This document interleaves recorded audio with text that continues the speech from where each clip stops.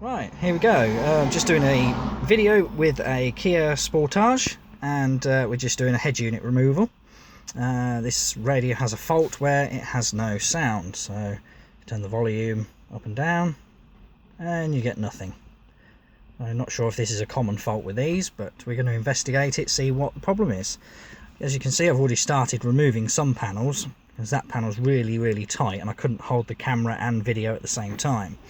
But I will show you the basics and give you an idea what we need to remove. Some of this trim all needs to come off. Best thing to do is lower the steering wheel itself. Drop that down use this handle. Just pull the steering wheel down and then lock it in place.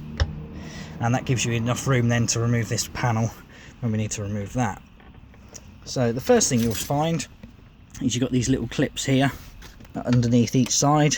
Just little pop out clip here, and you just need one of these removal tools just to get in there, and that flips that down. You got one the other side as well, and then they've just got an ordinary Phillips screw.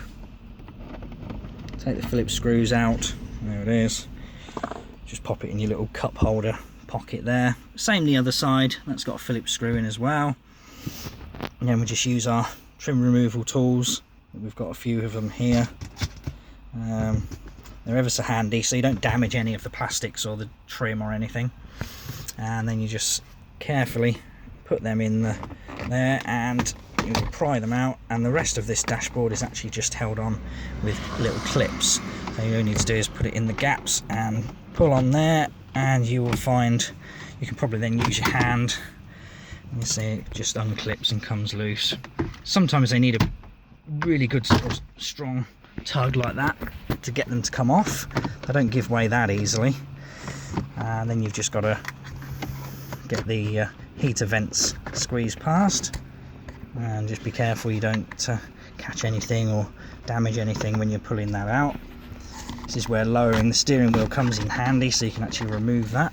There we go, that's one side, and that's the other side there. And just unclip that, and you can see there that's now removed and out of the way. Don't need to disconnect it completely, it's fine there, because we can then get to the screws that hold the rest of the radio in. And we've got a wire here dangling, it's attached to somebody's sat nav, which is in the way, but never mind. And the same the other side. I've already loosened this one, as I say, and if you look on the back you can see it's just those white plastic clips. Quite strong, some of those. It takes a little bit of effort to get them to come off, so we'll just put that on the back seat out of the way so we don't scratch it or anything. Right, and again we've got some more screws. As you can see, I've already removed these two screws out of this trim panel here, one either side, and that then the outside trim then just unclips. It's again on some more of those white plastic trim clips. They take a little bit of effort, so just give them a firm tug and they come off.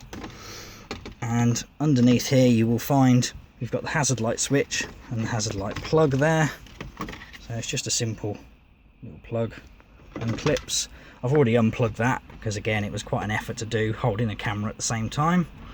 Now my advice here, because that is the airbag light, I would leave that plugged in, just flip it up on top of the dash. Luckily this customer's sat nav is quite good for just acting as a little brace to lean that against. But if you leave that plugged in, you won't get any airbag errors on your dashboard, which is handy. So as you can see, the radio is still on. We better turn that off now. And we've got some more screws, so just undo a screw here on the left hand side.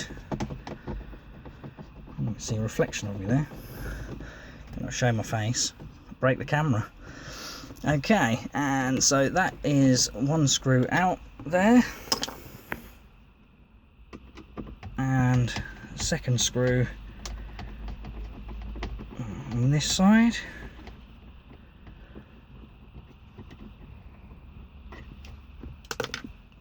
There we go, just use this little handy cup holder to put screws in, and you've got two more screws at the top.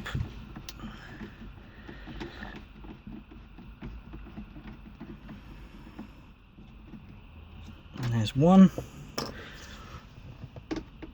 and that one there.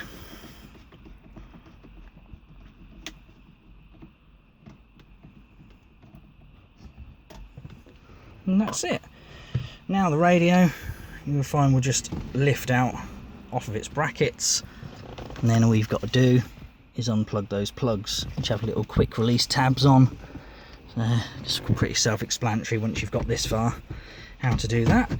So we're going to investigate why this has got no sound, and we'll do a video on that as well, see if we can find what the problem is, and then go from there. And that's it. Thank you.